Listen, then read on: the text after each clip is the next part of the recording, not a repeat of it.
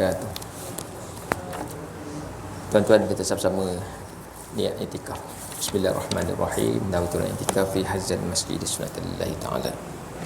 Al-Fatihah. A'udzu billahi minasyaitonir rajim. Bismillahirrahmanirrahim. Alhamdulillahi rabbil alamin. Ar-Rahmanir Rahim. Maliki yaumiddin. Iyyaka na'budu wa iyyaka nasta'in. Ihdinas siratal mustaqim. Siratal ladzina an'amta 'alaihim ghairil maghdubi 'alaihim waladdallin. Amin. Alhamdulillah. Alhamdulillahirabbil alamin. Alhamdulillahillazi arsala rasulahu bil huda wa dinil haqq liyuzhirahu 'alad dini kullihi walau karihal kafirun. Asyhadu an la ilaha illallah wahdahu la syarika lah. Wa asyhadu anna Muhammadan 'abduhu wa rasuluh. Subhanaka la ilma lana illa ma 'allamtana innaka antal alimul hakim. La haula wala quwata illa billahil aliyyil azim. Bahagia Tuan Imam, Tuan Bilal dan juga Tuan Siap, Tuan pengurusi masjid, jawatan kuasa, tuan-tuan muslimin muslimat rahimakumullah. Alhamdulillah. Pertamanya syukur pada Allah Subhanahu wa taala, kita bersama lagi pada malam ini. Dan malam ni adalah malam 1 Syaban. Ya, dah masuk 1 Syaban. Bermakna insya-Allah makin dekatlah Ramadan dengan kita. Dan tadi pun Iman dah baca dah, ya Allah, Allahumma balighna Ramadan, sampaikanlah kami ni dengan Ramadan kali ni. Sekali ni je. Ya, paling tidak pun kali ni. Kalau dapat kali akan datang pun lagi baik. Kan? Sebulan je lagi. Yang tak ganti puasa, lepas ni kena tambah 1 cupak lagi. Ya, fidyah. Yang dulu 10 tahun dulu tak ganti, maknanya masuk Ramadan ni tambah secupak lagi, maknanya 10 cupak. Satu hari ganti 10 cupak makanan. Ataupun beras lah kita guna, ya, makanan ruji kita. Ya, jadi bertambahlah. Itu kalau sehari. Kalau beberapa hari, banyak. Ya.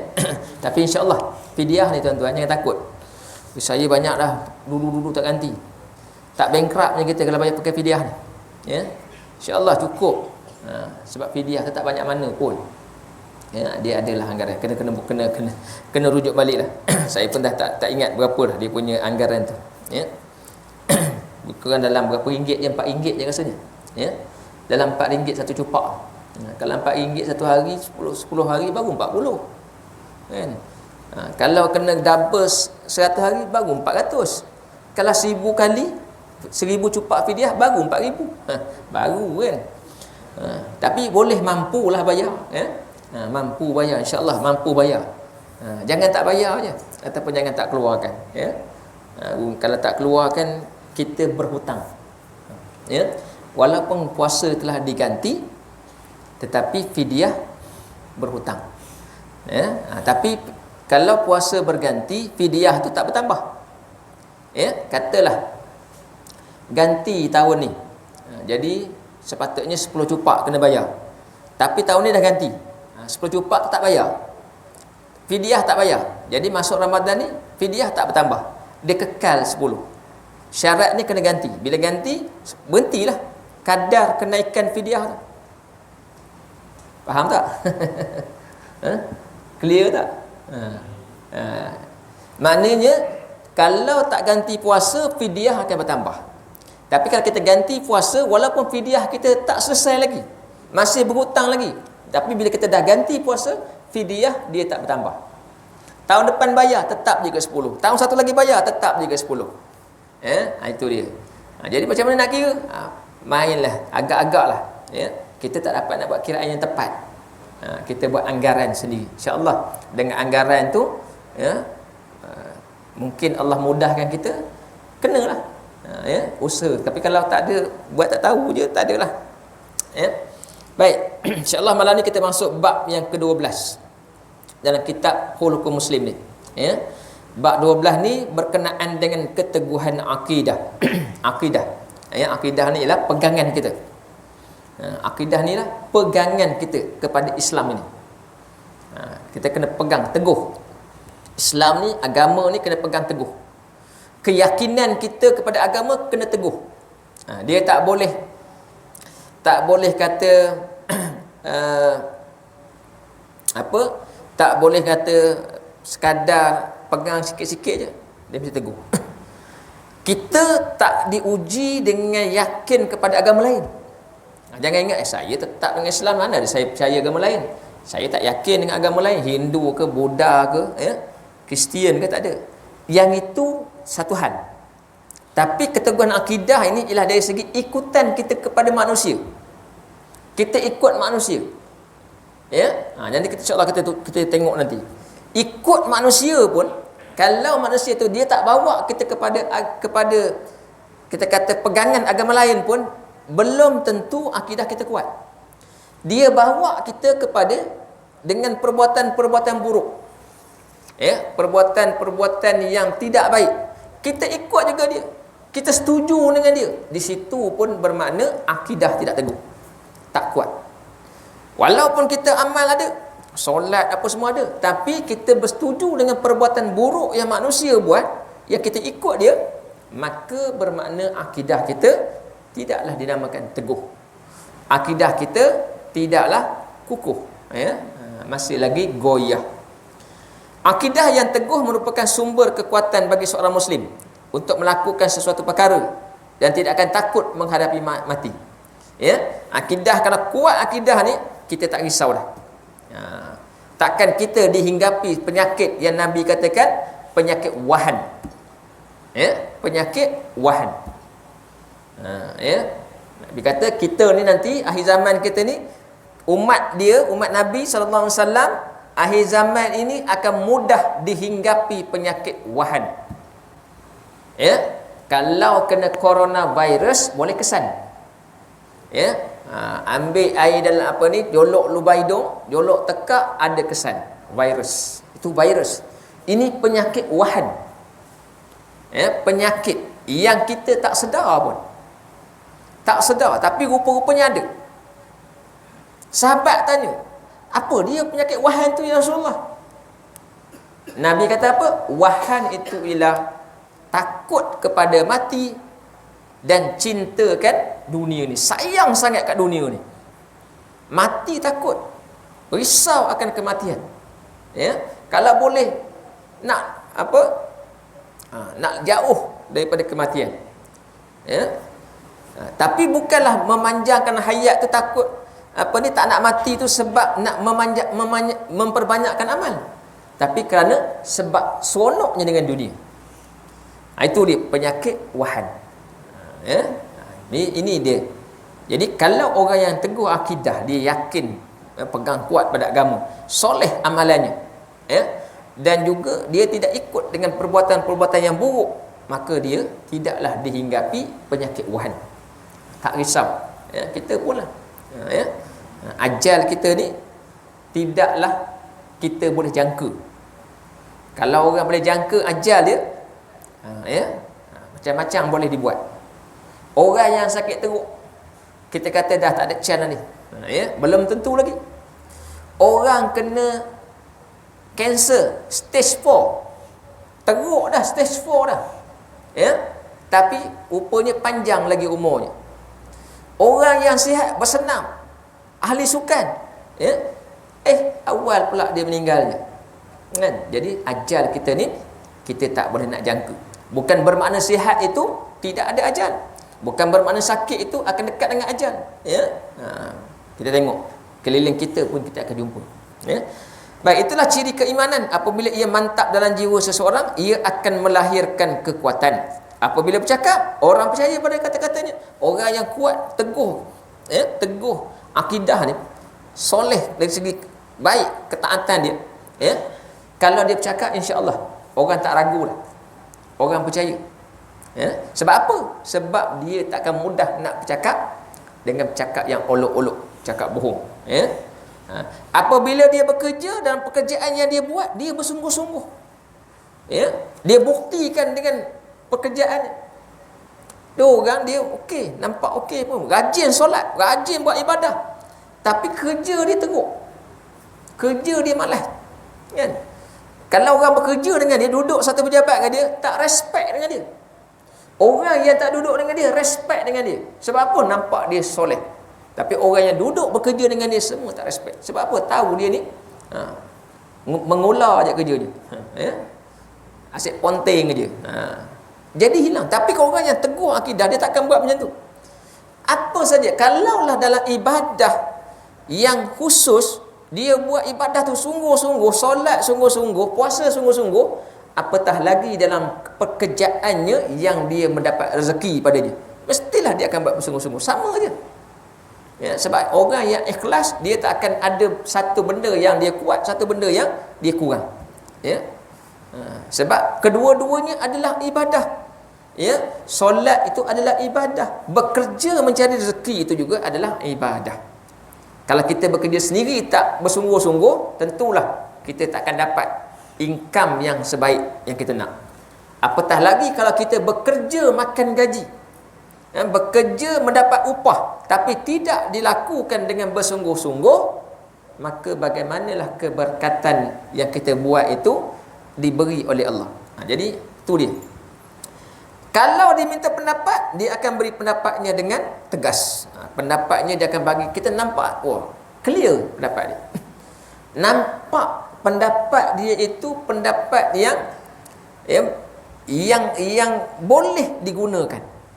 Ya, kita tak adalah dia ni pun macam aku juga pendapat nak memikir pun tak berapa sampai, kan? Tak. Ya, kalau orang yang ni yang jaga agama ni, insya-Allah Allah beri kelebihan itu. Ya, Allah beri. Kita Nabi sallallahu alaihi wasallam, para rasul, Allah berikan 4 sifat wajib, kita kata. Kan kita belajar sidik, amanah, tabligh, fatanah. Sifat-sifat ni adalah sifat Nabi yang akan sampai kepada kita, umat dia. Mana yang jaga agama betul-betul, ada dah sifat itu. Di situ ada fatanah, bijak. Ya, bila kita jaga agama, maka Allah beri pada kita kehebatan ataupun kebaikan untuk berfikir. Kita boleh berfikir dengan baik. Kita boleh memberi idea yang boleh dipakai oleh manusia. Manusia akan rasa lapang dengan idea kita. Bila kita bagi pendapat, orang rasa lapang, jumpa, tahu dah macam mana cara nak buat. InsyaAllah begitu. Ya.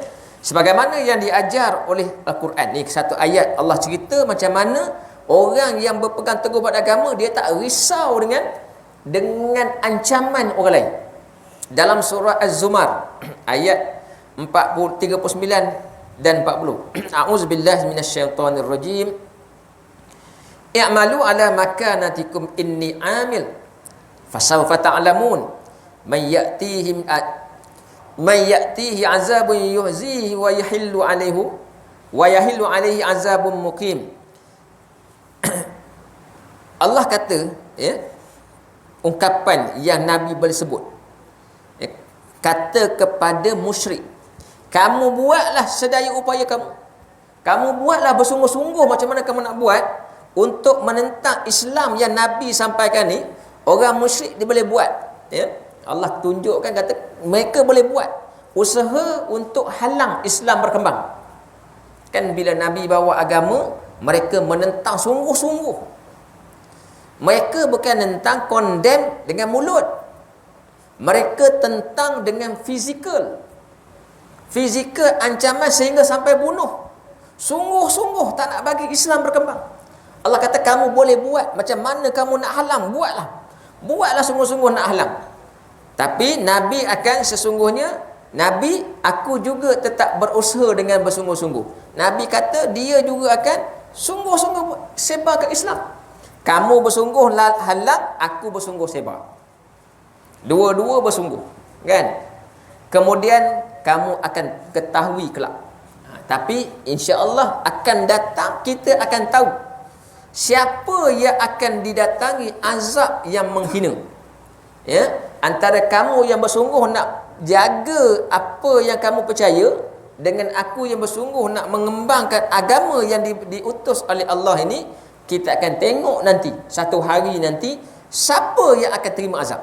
Ya. Serta akan ditimpakan kepadanya azab seksa yang berkekalan.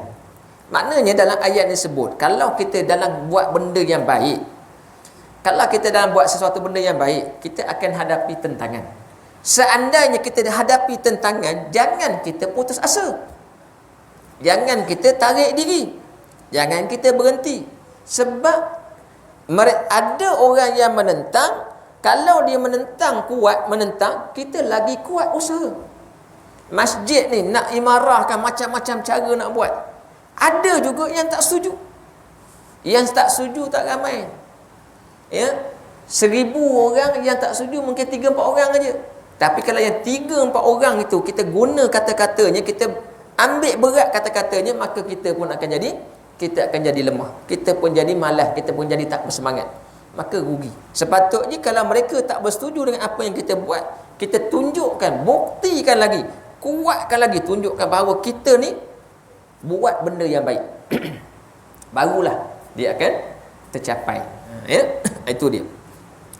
Kalimah seperti itu merupakan semangat kebebasan bekerja dan yakin bahawa apa yang difikirkannya adalah benar. Ya? Maknanya nak tunjuk bahawa kalau kita lah begitu, insya-Allah kita yakin dengan apa yang kita buat itu betul, ya, maka kita akan ada semangat. Kita akan bersungguh-sungguh lagi nak buat. Orang seperti ini akan tabah menghadapi hidupnya. Dia bergaul bersama orang lain dengan hati-hati. Jika pendapat orang lain benar, dia bekerja sama. Kalau ada orang bagi pendapat itu difikirkan, ya, baik, maka diambil. Siapa pun orang. Ya, kalau kita memegang sesuatu jawatan, jangan kita anggap jawatan apa yang kita fikir itu je betul. Ya, kena syura, kena ambil pendapat orang lain. Pendapat orang lain boleh jadi juga adalah baik. Ya, kalau pendapat orang lain tu berbeza dengan pendapat kita, buat pertimbangan. Boleh jadi pendapat mereka lebih baik, maka kena terima. Nabi SAW yang Allah bagi petunjuk dalam apa pendapat pun. Nabi ni, apa tindakan dia semuanya adalah petunjuk Allah. Sama ada melalui wahyu ataupun ilham. Nabi. Ya. Apa saja. Tetapi dalam beberapa keadaan, Nabi dah bagi pendapat, sahabat bagi pendapat lain, Nabi terima pendapat sahabat. Nabi terima pendapat sahabat. Dia Nabi tu, Rasul. Kita tak ada apa. Kita yang tak ada apa ni pula rasa kita semua betul. Nabi pun masih terbuka, masih terima dalam beberapa keadaan. Ya, kita tengok dalam sejarah, dalam peristiwa perang Uhud, Nabi kata kita bertahan dalam kota Madinah.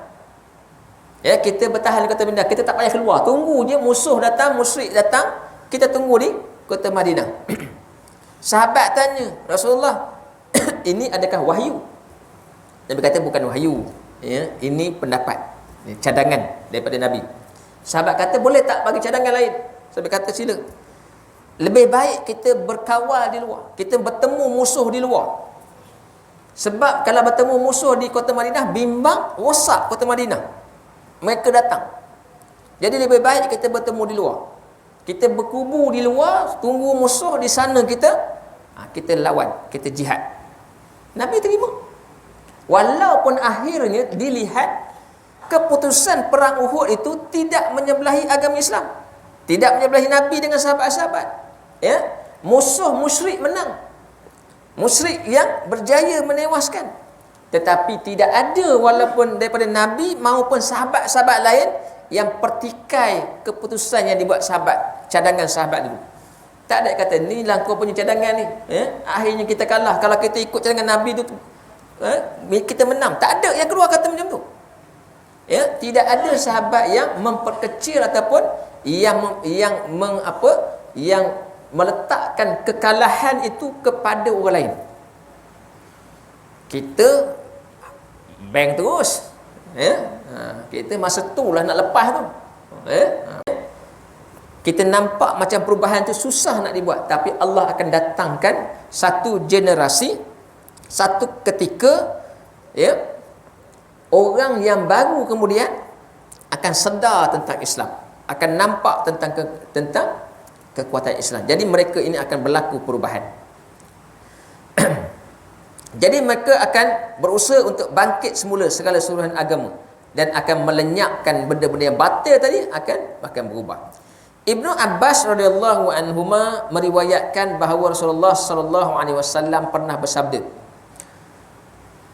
"Man ashatallahu fi radiyan nas yashatullahu alaihi wa ashata alaihi man ardahu fi suhtihi wa man ardallahu fi suhitan nas radhiyallahu an wa arda anhu man ashatahu Allahu fi ridahu." Barang siapa yang derhaka kepada Allah, barang siapa yang buat benda yang buruk, yang buat benda yang salah, sebab apa? Sebab nak memuaskan hati manusia. Ya? Barang siapa dia buat benda yang zalim ataupun buat benda yang bertentangan dengan apa yang Allah perintahkan, sebab apa? Sebab nak memuaskan orang lain, Allah benar-benar murka kepadanya. Allah akan murka kepada dia. Ya? Dan kemudian nanti Allah akan buat orang yang dia cuba nak puaskan hati sebelum ni akan benci kepada dia. Umpama kita kata macam ni lah, umpama. Ya?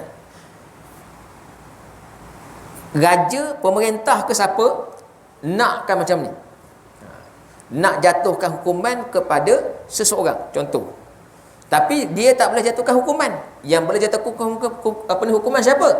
Hakim. Yang boleh jatuhkan hukuman hakim. Dia nak orang ni didapati bersalah, contoh. Macam mana cara pun mesti bersalah, dipandang bersalah. Tapi dia tak ada kuasa menjatuhkan hukuman. Jadi hakim yang kena jatuhkan hukuman. Maka hakim ni tadi, sebab dia nak ambil hati, nak dapatkan sesuatu, nak dapatkan manfaat daripada pemerintah ni tadi, raja ke siapa tadi ni, maka dia pun jatuhkan hukuman bersalah walaupun dalam keadaan tidak adil. Bukan atas kebenaran, tapi benda yang tidak adil, dia jatuhkan hukuman. Nabi kata, kalau dia buat macam tu, nanti Allah akan terbalikkan hati orang yang dia nak puaskan hati tadi. Jadi orang yang contoh ni tadi, raja tadi sepatutnya akan jatuh, akan pandang baik pada dia, Allah akan terbalikkan. Satu masa nanti dia ni, raja ni akan pandang buruk pada dia, akan benci pada dia. Ya, tu. Hati manusia ni Allah boleh bolak-balik. Ya, ya mukallibal qulub, kita kata, wahai pemilik yang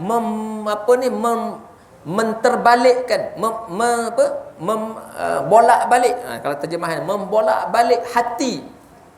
Ya, sabbit qulubana, tetapkan ni doa Nabi sebut, sabbit qulubana ala dinik, tetapkanlah hati kami ni, janganlah dibolak-balik. Tetapkan atas dinik, agama ni, Islam ni, jangan ada pusing-pusing hati kami, kejap Islam, kejap hilang keyakinan. Dalam riwayat lain, hadis lain Nabi sebut ala ta'atik, atas ketaatan. Ya, itu dia. Memang Allah mudah membolak-balikkan hati kita. Jadi orang yang kita nak cuba puaskan hati tadi, sepatutnya kita pandang kita akan dapat kebaikan. Tapi ingat, kalau kita buat benda macam tu, buat benda yang zalim pada orang lain sebab nak puaskan hati orang, Allah akan pusing hati orang yang kita nak puaskan hati ni. Satu masa nanti dia akan pandang kita ini dengan pandang kebencian. Dan lagi Nabi sambung, dan barang siapa demi keredaan Allah, barang siapa sebab dia nak jaga reda Allah, ya, dia dibenci orang lain, dia buat juga keputusan, akhirnya keputusan itu dia benci oleh manusia.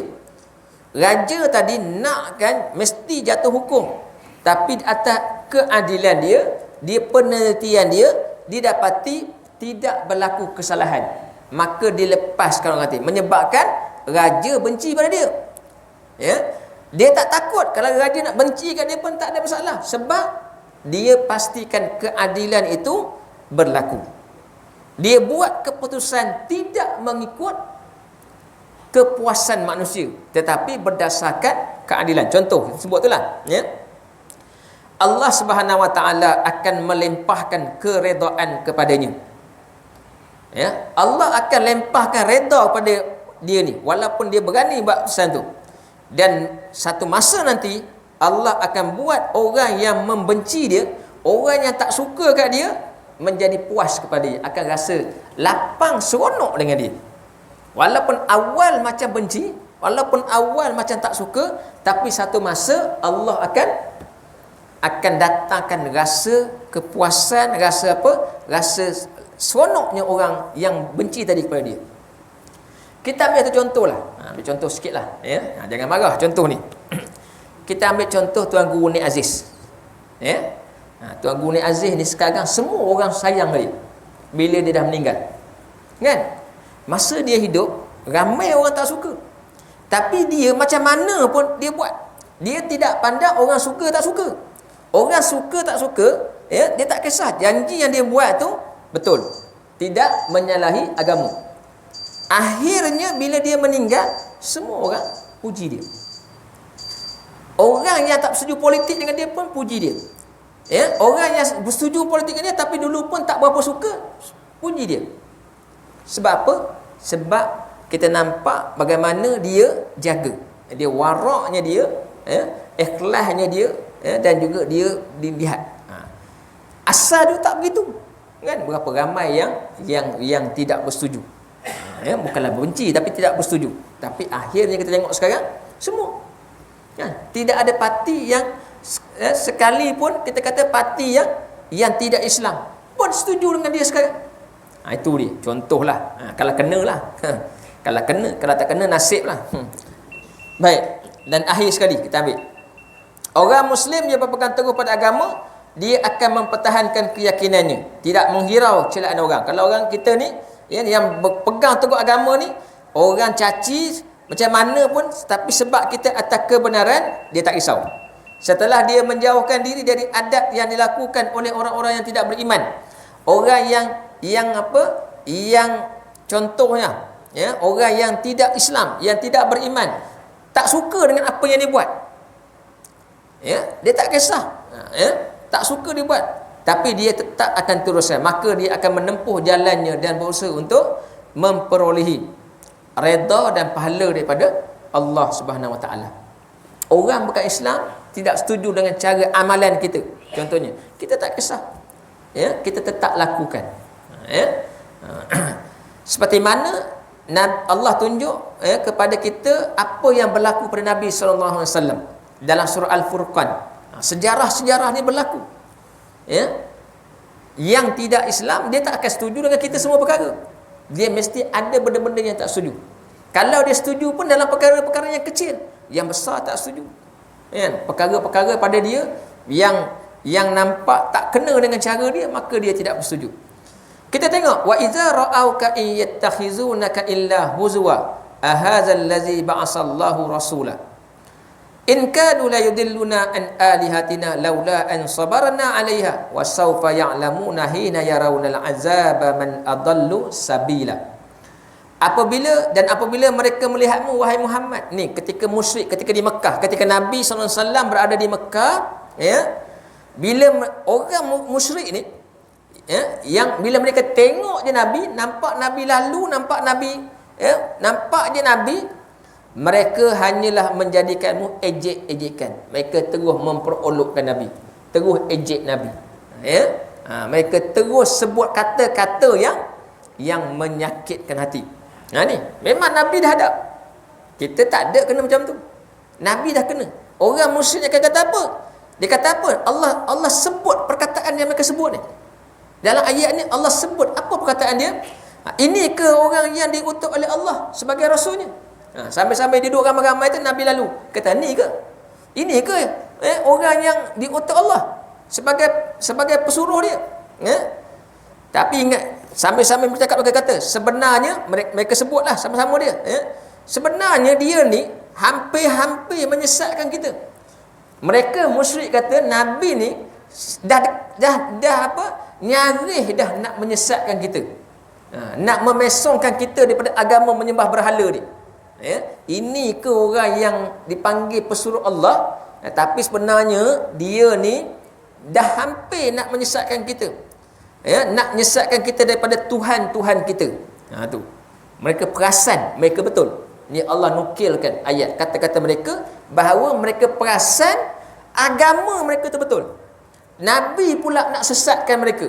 Tu, jika taklah kerana kami ni, mereka kata, kalaulah kita ni tak pegang teguh dengan agama nenek moyang kita ni, pasti kita ni dah sesat ikut dia. Ni orang musyrik kata Nabi sesat. Kalau kita kata siapa sesat? Itu kita. Betul kita kata mereka yang sesat. Kan sebab kita nampak kebenaran. Tapi zaman itu Nabi diejek macam tu. Dan Allah kata mereka akan ketahui kelak. Masa tu mereka sebut seronok. Tapi mereka sebut tu berapa lama mereka seronok. Sekarang ni dah 1400 tahun dah mereka mati. Dah lama dah mereka mati. Ketika dan mereka akan ketahui kelak ketika mereka melihat azab seksa, bila mereka ditunjukkan azab Allah, neraka Allah, siapa yang sebenarnya yang benar-benar sesat. Barulah masa tu tahu, adakah Nabi sallallahu alaihi wasallam yang mereka kata sesat ataupun mereka yang sesat. Ini dia cabaran-cabaran orang yang berada di jalan yang betul. Seumpama Nabi sallallahu alaihi wasallam, dia tak akan dapat layanan yang baik, tak akan dapat layanan VIP, akan dapat tentangan, tidak disukai oleh manusia. Tetapi adakah dengan tidak disukai manusia maka Nabi sallallahu alaihi wasallam patah balik atau berpusing ikut kehendak manusia? Tidak sama sekali. Nabi tetap dengan pendirian atas Islam sebagai agama yang benar. Begitulah dengan kita. Kita ni kalau kita ada sesuatu pendirian yang betul, yang kita nampak betul, berlaku penolakan oleh manusia, maka kita tidak akan berubah. Kita tetap atas kebenaran, bukan atas pendapat ramainya manusia. Wallahu a'lam. Untuk malam ni sekadar itu, mohon maaf salah silap dan sebagainya. Mudah-mudahan insya-Allah sebulan yang ada ni, Syaban ni pun satu bulan istimewa. Syaban ni juga adalah bulan istimewa. Pada bulan Syaban lah berlakunya peristiwa besar dalam sejarah Islam. Apa dia? Iaitu pertukaran kiblat daripada kiblat ke arah Baitul Muqaddis, bertukar kepada Makkah, kepada Baitul Haram, Baitullahil Haram, itu Mekah. Itulah peristiwa yang sangat besar, yang sangat diidam-idamkan sangat oleh Nabi SAW. Lebih setahun Nabi berdoa dalam linangan air mata, minta kepada Allah, Allah makbulkan selepas setahun. Wallahu a'lam. Tuan-tuan, mohon maaf salah silap dan sebagainya. Mudah-mudahan sama-sama kita mendapat kebaikan dan juga mendapatkan pengajaran dengan apa yang kita baca daripada kitab ini pada malam ni, insya-Allah. A'udzubillahi minasyaitonirrajim. Bismillahirrahmanirrahim. Alhamdulillahirabbil alamin, wassalatu wassalamu ala asyrafil anbiya'i wal mursalin wa ala alihi wa ashabi ajma'in. Ya muallima Ibrahim al-hikmata 'allimna, ya mufahhima Sulaiman fahimna. Fafahamnaha Sulaiman wa kullan ataina hukman wa ilma. Wa sakharna ma'a Dawud al-jibala yusabbihna wa tayra wa kunna fa'ilin. Ya Rabb Sulaiman wa ya Rabb Ibrahim wa ya Rabb Musa wa Isa wa ya Rabb Muhammadin sallallahu alaihi wasallam, akhrijna min zulumatil jahli wan nisyan bi rahmatika ya arhamar rahimin. Allahumma zidna ilma warzuqna fahma bi rahmatika ya arhamar rahimin. Allahumma rzuqna fahman nabiyyin wa hifzal mursalin bi rahmatika ya arhamar rahimin. Walhamdulillahi rabbil alamin. Subhanakallahumma wa bihamdika asyhadu an la ilaha illa anta astaghfiruka wa atubu ilaik. Bismillahirrahmanirrahim. Wal 'asr innal insana lafi khusr illa alladziina amanu wa 'amilus shalihat wa tawasaw bil haqq wa tawasaw bis sabr. Assalamualaikum warahmatullahi wabarakatuh.